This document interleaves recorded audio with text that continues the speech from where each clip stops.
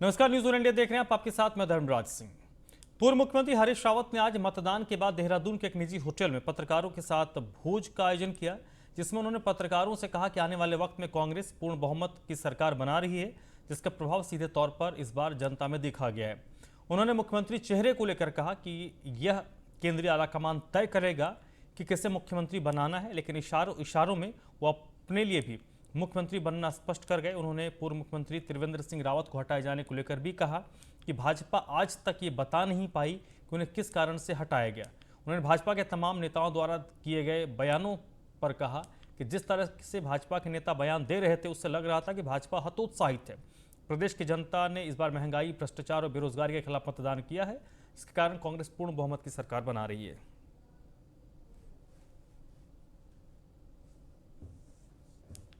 ये जो 60 पार वाला नारा था उनका, ये उनके हार में आखिरी कील साबित हुई घमंड में।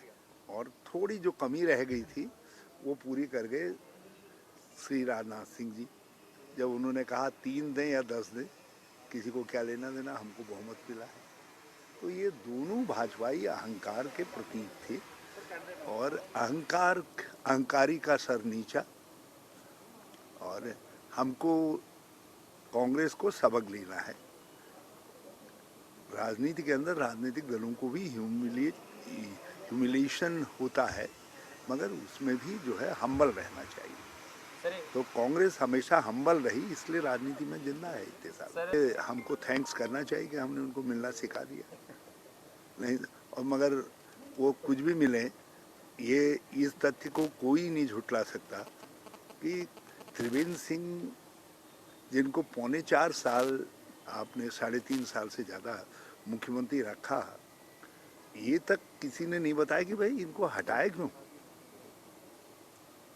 और फिर जिस तरीके से उनके लोगों को टिकट काटे गए, मतलब त्रिवेंद्र सिंह के साथ नज़दीकी होना भाजपा के अंदर अपराध माना गया, तो मैं समझता हूँ ये घाव ऐसा नहीं है जो भरेगा।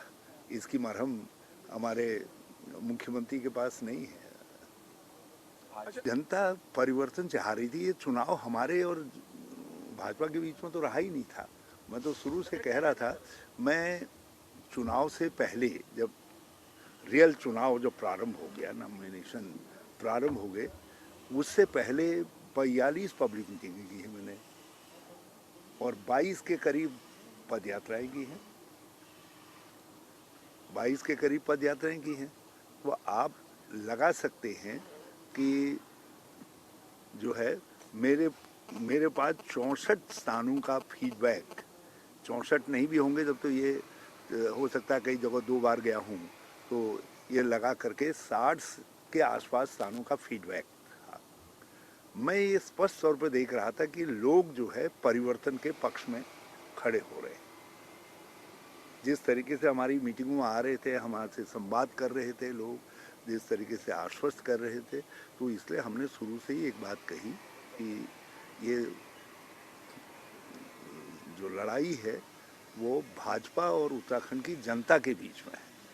और जनता हमसे कह रही है, कांग्रेस के लोगों से कह रही है कि भाई तुम जो है अर्जुन से, जैसे कृष्ण ने कहा कि तू तो गांडी उठा, केवल तीर चला, बाकी तेरा काम नहीं है, बाकी तो सब मैंने तय कर लिया। तो उत्तराखंड की जनता भी कह रही थी कि तुम ठीक तरीके से लड़ो, तुमको बाकी कुछ नहीं करना, बाकी तो हमने तय कर लिया है। और इस समय मैं एक बात कह सकता हूँ, अपने सब नेतागणों को, सबको क्रेडिट देना चाहता हूँ, कैंडिडेट्स को भी क्रेडिट देना चाहता हूँ कि बिना साधन के बहुत अच्छा लड़े, और सब नेतागणों ने भी यथासंभव जो है सबने बेहतर करने की कोशिश की, बेहतर दिखाने की कोशिश की। पूर्व मुख्यमंत्री हरीश रावत से न्यूज़ 1 इंडिया ने खास बातचीत भी की है, और इस बातचीत के दौरान हरीश रावत ने दावा किया कि उत्तराखंड में कांग्रेस की सरकार बनने जा रही है और कांग्रेस पूर्ण बहुमत के साथ सरकार बनाएगी। मुख्यमंत्री कौन होगा, इस पर उन्होंने कहा कि सोनिया गांधी तय करेंगी कि मुख्यमंत्री कौन होगा। में हुए विधानसभा चुनाव में कांग्रेस के सबसे बड़े चेहरे हरीश रावत जी हमारे साथ हैं, और चुनाव खत्म होने के बाद वो कार्यकर्ताओं से कांग्रेस भवन में मिल रहे हैं। रावत जी चुनाव रावत जी, चुनाव संपन्न हो गए, आज आप कार्यकर्ताओं के साथ हैं, आपके फेस पर सर चुनाव लड़ा गया और बहुत बहुत विपरीत परिस्थितियों में आपके नेतृत्व में चुनाव लड़ा गया। तो सर, कैसा चुनाव का अनुभव रहा और क्या परिणाम आ रहा है? कांग्रेस जीत रही है, स्पष्ट बहुमत ला रही है, बहुत अच्छा बहुमत लोग दे रहे हैं कांग्रेस को, बहुत अच्छा बहुमत दे रहे हैं। सर, क्या लगता है कि इस बार क्या मोदी मैजिक नहीं दिखा? कांग्रेस ने जो 4 धाम 4 काम, बेरोजगारी, महंगाई के मुद्दे उठाए, उस पर जनता आपके साथ थी। ये सब जनता के सवालों का मैजिक है और जनता ही जो है चीफ मैजिशियन है और उन्होंने ही एक चमत्कार किया है कि कांग्रेस शानदार तरीके से जीत रही है और भाजपा बूट आउट हो रही है, बाहर निकाली जा रही है। सर, मुख्यमंत्री के चेहरे को लेकर आपने कहा था या तो मैं हूं नहीं तो मैं घर बैठूंगा।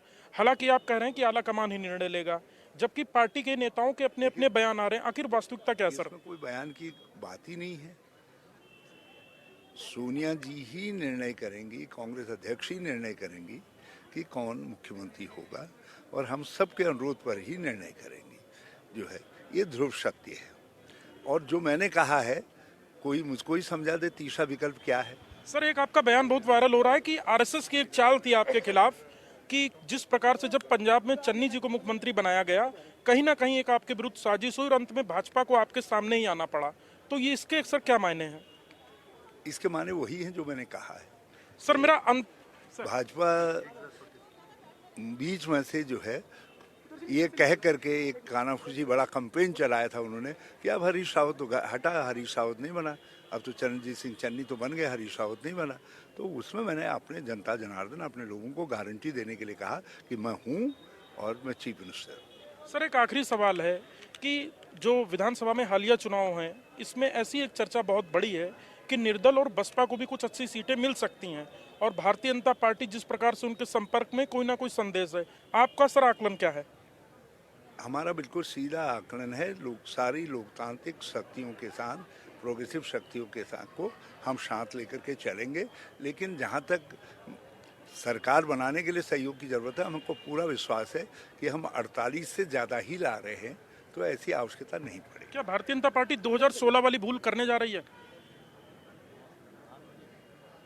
अब वो भूल करना भी चाहें तो उत्तराखंड के लोग जो है उनको लट्ठा करके इतना मारेंगे भाजपा वालों को कि इनकी जो बाद में संतानें भी होंगी वो भी गंजी पैदा होंगी। तो इसलिए भाजपा अब ये गलती नहीं करेगी जो 2016 में की। तो ये हरीश रावत जी थे जिनका कहना था कि बहुमत के साथ कांग्रेस सरकार बनाने जा रही है और पूर्व में जो कुछ हुआ, विशेषकर 2016 का घटनाक्रम या अन्य लोगों को साथ अपने लाने की जो साजिश थी, वो इस बार कामयाब नहीं होगी। कैमरामैन राजन बड़ोला के साथ सुदीप जैन, न्यूज़ 1 इंडिया, देहरादून। उत्तराखंड में संपन्न हुए विधानसभा चुनाव के परिणाम आने में भले ही अभी वक्त है, लेकिन कांग्रेस में दावत और मेल मुलाकात का दौर जारी है। रविवार को हरीश रावत की हुई नींबू पार्टी की शिकायत बीजेपी ने चुनाव आयोग से की है। बीजेपी का कहना है कि कांग्रेस में अंतर इतना ज्यादा है कि हरीश रावत को अलग अलग प्रयासों से खुद को दिखाना पड़ रहा है, जबकि वोट बीजेपी के पक्ष में पड़ा है। मतगणना के दिन पूरी तस्वीर साफ हो जाएगी। ऐसा क्यों? देखिए, मुझे लगता है कि कांग्रेस पार्टी एक वातावरण बनाने का प्रयास कर रही है। जो पोस्टल बैलेट है, जो सर्विस बैलेट है और जो फौज का वोट है, वो इस तरह से जताना चाह रही है जैसे हम बहुत आगे होंगे और इससे हमको बढ़त मिल जाएगी। लेकिन सब लोग समझदार हैं। उत्तराखंड की जनता ने जो जनादेश दिया है नरेंद्र भाई मोदी के नाम पर, पुष्कर सिंह धामी के नेतृत्व में जो सरकार चली है, उस सब के नेतृत्व में निश्चित रूप से भारतीय जनता पार्टी को उत्तराखंड के गाँव, घर घर और माताओं और बहनों का जो प्रचंड आशीर्वाद प्राप्त हुआ है, निश्चित रूप से भारतीय जनता पार्टी की सरकार बननी है। तो ये दावतें दे रहे हैं नींबू पार्टी और भोजन करा, ये इनका अपने दल में भी आपसी अंतरकलह है, वहां भी बढ़त हासिल करने के लिए इनका इस तरह का कंपटीशन इनका चलता रहेगा। बिशन सिंह चुफाल ने भी न्यूज़ 1 इंडिया से खास बातचीत की है। कैबिनेट मंत्री और डीडी हाट से बीजेपी के प्रत्याशी चुफाल ने कहा है कि उत्तराखंड में बीजेपी की पूर्ण बहुमत की सरकार बनने जा रही है, किसी को कोई शक होना नहीं चाहिए। सरकार में कैबिनेट मंत्री रहे और पिथौरागढ़ जिले से डीडी हाट विधानसभा सीट से भाजपा के प्रत्याशी बिशन सिंह चुफाल जी हमारे साथ हैं, पिथौरागढ़ से लौट चुके हैं, इनसे बातचीत करेंगे। चुफाल जी, चुनाव में आपने क्या देखा, विशेषकर कुमाऊं में क्या कंपटीशन कांग्रेस से कड़ा मिल रहा है भारतीय जनता पार्टी को? देखिए, इस विधानसभा चुनाव में भारतीय जनता पार्टी के पक्ष में मतदान हुआ है। इसलिए मतदान हुआ कि केंद्र की जितनी भी योजनाएं हैं उन योजनाओं का फायदा प्रदेश की जनता को मिल रहा, आम जनता को। और वो प्रदेश में भी भारतीय जनता पार्टी की सरकार थी। भारतीय जनता पार्टी सरकार ने जो युवाओं के लिए और जो हमारे 60 साल से ज़्यादा उम्र थे महिलाओं के लिए जो योजना बना रखी, उसी योजनाओं का फायदा भी यहाँ की उत्तराखंड की जनता को मिला, जिससे प्रदेश की योजनाओं का भी केंद्र की योजनाओं का फायदा दिखाई दिया। और इसीलिए जनता ने भारतीय जनता पार्टी के पक्ष में वोट डाला है। और भारतीय जनता पार्टी की विशेषकर कुमाऊं की, जहाँ तक मैं बात करता हूँ कि कांग्रेस से भी ज़्यादा सीटें कुमाऊं में भारतीय जनता पार्टी की आएगी। सर, भारतीय जनता पार्टी को पार्टी विद डिफेंस कहा जाता है, एक अनुशासनिक संगठन कहा जाता है। पहली बार हमने ऐसा देखा कि विधायक पद के प्रत्याशी खुद खुलकर आरोप लगा रहे हैं कि भीतर घात हुआ। चाहे हम लक्सर देख लें, यमुनोत्री देख लें या काशीपुर देख लें, आखिर ऐसी स्थिति क्यों पैदा हुई और परिणाम आने से पहले की ये बेचैनी क्या हार की ओर संकेत है? कोई हार की ओर संकेत नहीं है। किसी को लग रहा होगा कि किसी विधायक ने कह दिया होगा, लेकिन कहने से क्या होता है, जब तक सामने वास्तविक चीज़ें वो लिखित जैसे देंगे, पार्टी संगठन को देंगे, संगठन उसके बाद समिति बनाएगी, जाएगी, दौरा करेगी उन विधानसभाओं में, उन जहाँ पर विरोध हुआ है।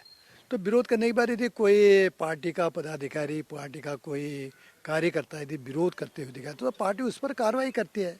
लेकिन इस समय तो कोई हार जीत का तो कोई प्रश्न, यदि विरोध कर दिया तो ये थोड़ी करके हम चुनाव हार रहे हैं। उनने कह दिया कि कुछ लोगों ने विरोध किया है, ये वाला विषय उन्होंने कहा होगा जरूर, लेकिन विरोध वाला विषय तभी आएगा जब उसके बाद पार्टी, जो अनुशासित पार्टी है हमारी भारतीय जनता पार्टी, उस पर तभी कार्रवाई करेगी जब वास्तव में जांच के बाद पाया जाएगा कि दोषी है, तभी उस पर कार्रवाई करेगी। सर, इस बार एक ये भी चर्चा है कि निर्दल और दूसरे दलों के विधायक भी काफी संख्या में जीत के आ सकते हैं, तो क्या माना जाए कि भारतीय जनता पार्टी उनसे बहुत तेजी से संपर्क कर रही है या कर चुकी है? दूसरा, क्या कांग्रेस के भी आपको लगता है कि ऐसी स्थिति पैदा हुई तो वो कांग्रेस की ओर भी जा सकते हैं, जिससे सरकार बनाने में कहीं ना कहीं कोई परेशानी भारतीय जनता पार्टी को आ सकती है? देखो, भारतीय जनता पार्टी पूर्ण बहुमत की सरकार थी हमारे 57 सीटें, फिर भी हमने निर्दलीय को अपने साथ लिया। तो अपनी सरकार हमारी बनी, तो निर्दलीय कोई जीत के आता है तो भारतीय जनता पार्टी में यदि शामिल चाहते तो उनका स्वागत है, उनका सम्मान होगा। उत्तराखंड सरकार। मुख्यमंत्री पुष्कर सिंह धामी ने हरिद्वार के जगजीतपुर में निर्माणाधीन मेडिकल कॉलेज और अस्पताल का जायजा लिया। निर्माण एजेंसी के अधिकारियों से कार्यों की प्रगति जानी। इस दौरान सीएम ने निर्माण कार्यों में तेजी लाने के निर्देश दिए। मुख्यमंत्री पुष्कर सिंह धामी ने कहा है कि कार्यों में गुणवत्ता का पूरा ध्यान रखा जाए। मुख्यमंत्री पुष्कर सिंह धामी ने कहा कि अगस्त 2023 तक मेडिकल कॉलेज के प्रशासनिक भवन का निर्माण कार्य पूरा कराने का लक्ष्य है। 2024 तक ये पूरी तरीके से अस्तित्व में आ जाए। मुख्यमंत्री ने उत्तराखंड में पूर्ण बहुमत के साथ बीजेपी की सरकार बनने का दावा किया है।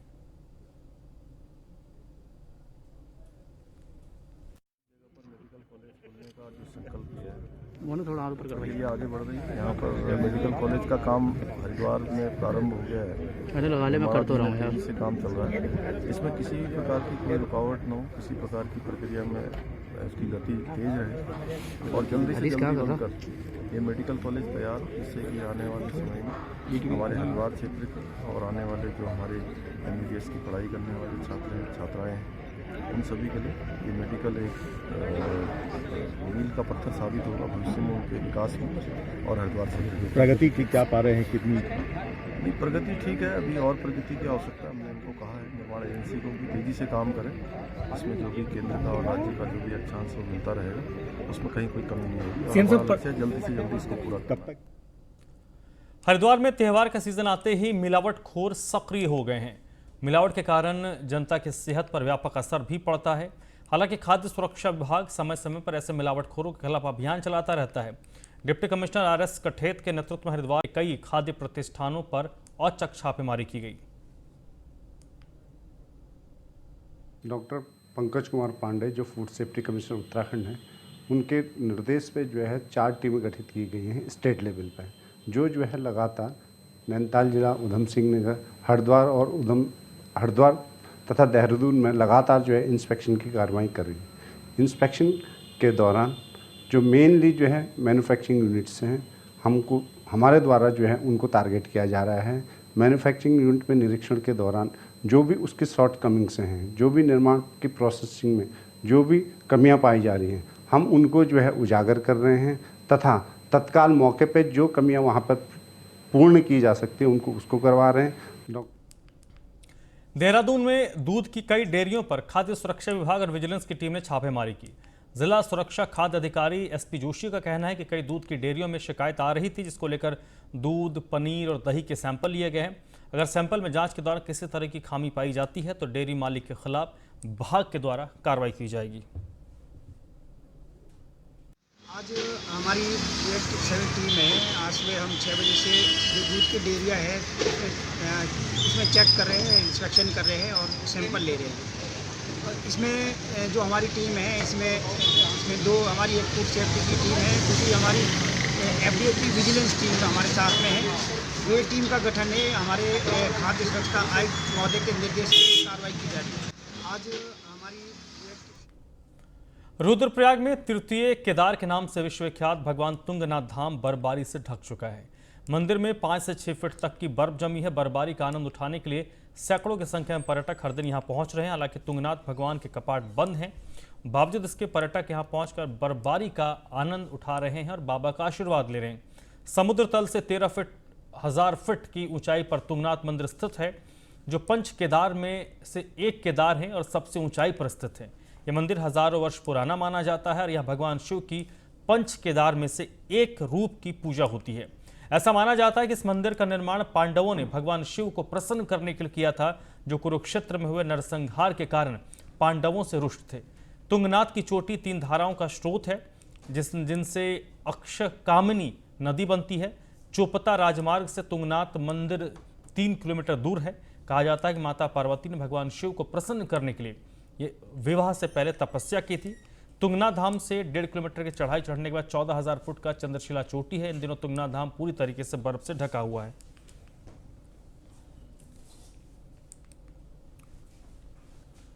मौसम विभाग ने 22 और 23 फरवरी को उत्तराखंड के कई हिस्सों में बारिश की संभावना जताई। इसके साथ ही मैदानी क्षेत्रों में तेज रफ्तार से हवाएं चलने का भी अनुमान है। मौसम विभाग निदेशक विक्रम सिंह का कहना है कि 24 फरवरी से मौसम साफ हो जाएगा।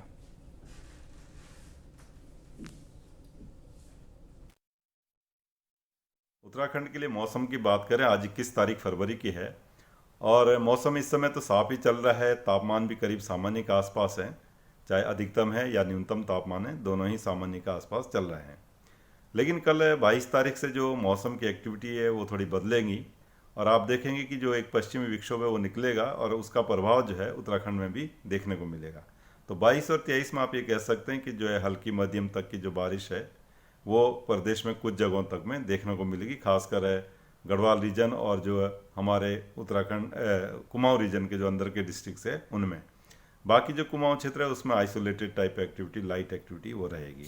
उत्तराखंड के लिए मौसम की बात करें, आज कालाडूंगी विधानसभा के चकलुआ सूरपुर गांव के ग्रामीणों ने बन रही एथेनॉल केमिकल फैक्ट्री के लिए लंबे वक्त से उग्र प्रदर्शन कर रहे हैं।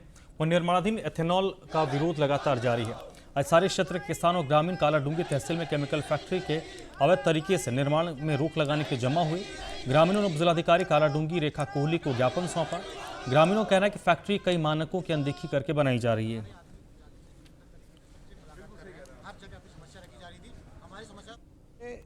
जो हमारा ग्राम सभा है रामपुर चकलवा में, इसमें एक एथेनॉल का प्लांट लगाया जा रहा है। कोई अग्रवाल जी हैं हल्द्वानी, उनके द्वारा। हमारा विरोध ये है, इस प्लांट के लगने से एक तो हमारे जो क्षेत्र का है उसका ट्यूबवेलों का जल स्तर बहुत कम हो जाएगा, क्योंकि इस प्लांट में 5 एकड़ में 4-4 बोर खोद दिए गए हैं। और दूसरा, ये पोल्यूशन इससे इतना ज़्यादा होगा कि लगातार शीरा जलेगा और लगातार धुआं से आसपास बगीचे हैं, फल पट्टी है, उनके लिए पानी नहीं होगा। पोल्यूशन से पेड़ खराब हो जाएंगे, पब्लिक का रहना मुश्किल हो जाएगा। और दूसरा, इसने जो है कई मानकों में फैक्ट्री को अनदेखा करके लगाया जा रहा है। देखिए, ग्राम सूरपुर चकलवा में एक एथेनॉल फैक्ट्री जो प्रस्तावित है उसमें काफ़ी दिनों से विवाद चल रहा है। तो ये माननीय हाई कोर्ट में विचाराधीन है। जो भी आज डिसीजन उसमें आना है, तो जो भी डिसीजन आएगा माननीय न्यायालय द्वारा सबके लिए मान्य होगा, उसी के अनुसार अग्रिम कार्रवाई की जाएगी। देखिए, ग्राम सूरपुर चकलवा में देहरादून की बात करें, जहां पर डीएम आर राजेश कुमार का कहना है कि वो लगातार सड़कों का निरीक्षण कर रहे हैं, साथ ही संबंधित विभागीय अधिकारियों को निर्देश भी दे रहे हैं। जो विभाग अपने काम के लिए सड़क को खोदते हैं वो सड़क की स्थिति को ठीक कर दें। फिर भी अगर कोई विभाग ऐसा नहीं करता है तो उनके खिलाफ FIR दर्ज की जाएगी।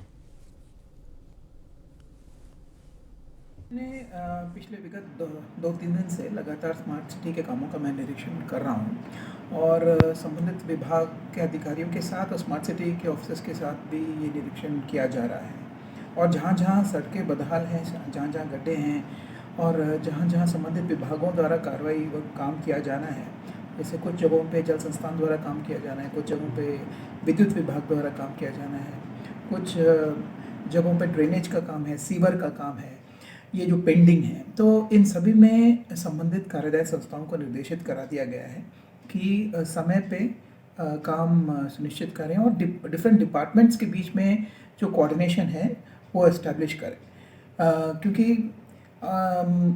ये देखा जा रहा है कि सड़कें अलग अलग कामों के लिए खोदी जा रही हैं, लेकिन उसको उसके ओरिजिनल स्टेट पे रिस्टोर नहीं किया जा रहा है। मसूरी में नगरपालिका परिषद, कीन संस्था, हिलदारी और मसूरी उप जिला चिकित्सालय के संयुक्त प्रयास से मसूरी उप जिला चिकित्सालय में 3 दिवसीय पर्यावरण मित्रों कचरा बीनने वालों का स्वास्थ्य परीक्षण कैंप लगाया गया, जिसमें मसूरी के लगभग 200 पर्यावरण मित्र कचरा बीनने वाले लोगों का उप जिला चिकित्सालय डॉक्टर्स के पैनल ने स्वास्थ्य परीक्षण किया। साथ ही उन्हें फ्री दवाई दी गई।